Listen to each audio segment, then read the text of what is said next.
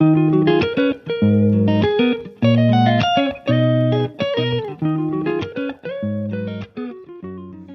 বন্ধুরা, সবাই কেমন আছো? আশা করি সবাই ভালো আছো। তো দেখো, আজকে একটা নতুন ভিডিও নিয়ে তোমাদের সামনে হাজির হয়েছি। তো আজকে চলে এসেছি, আমরা কালকে রাত্রেই চলে এসেছি দীঘা।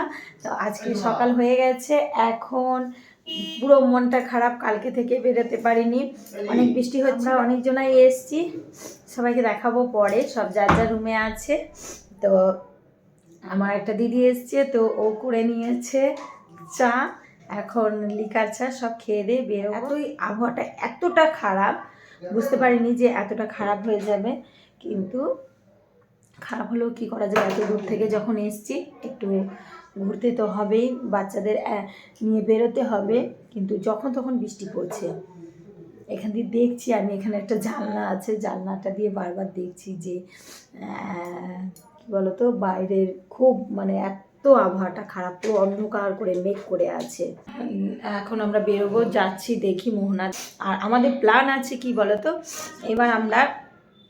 এবার আমরা রান্না করব, মানে ভাবছি যে সব রান্না করে খাওয়া দাওয়া হবে, যে কোনো একবেলাই হোক, যে একটু রান্না করা যাক ঘরে, মানে মাছ কিনে এনে রান্না করা যাক। সমুদ্রের পাড়ে এসেছি তো মাছ খাবো না, তো এখানে হোটেলগুলোতে খাওয়া দাওয়া খুব একটা ভালো থাকে না, আর বাচ্চা কাচ্চা নিয়ে এসেছি, তো তার জন্য ভাবছি ঘরে ঘরোয়া মানে পদ্ধতিতে যেইভাবে রান্না হয় সেইভাবেই আমরা রান্না করে, তো রান্না করে খাওয়ার জন্য দেখি মোহনার দিকে যাই, যদি মানে মাছ তো পাবোই, মাছ নিয়ে আসি, একটু বাজার সবাই মিলে যাচ্ছি, ঘোরাও হয়ে যাবে সকাল সকাল।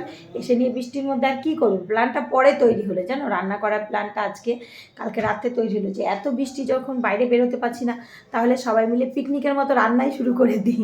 তো কালকে তারপর হোটেলওয়ালাকে বললো হ্যাঁ, আমাদের ওপরে ভালো সুন্দর দেখে আসলাম, কিচেন আছে, মানে তো মোটামুটি রান্না করার মতো।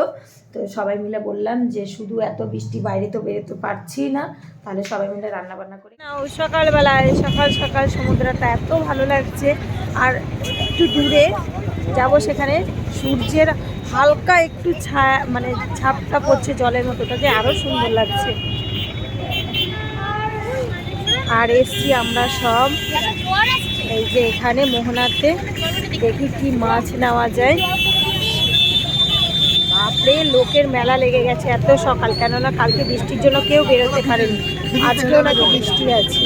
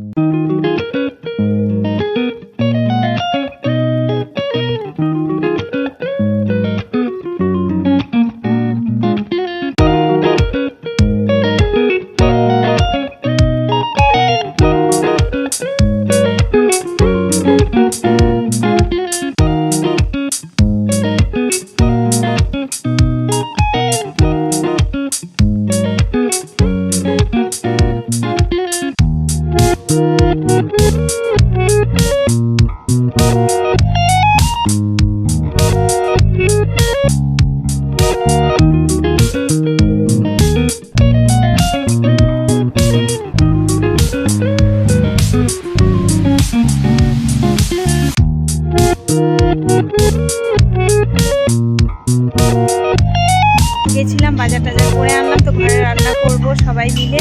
কেন বলো তো, এখানে বৃষ্টি হচ্ছে, বেরোতে পারছি না, কালকে রাত থেকে বেরোনো হয়নি, তো কি করা যাবে, সবাই মিলে আইডিয়া করলে চলো আমরা রান্না বান্না করে এক জায়গায় খাওয়া দাওয়া করব।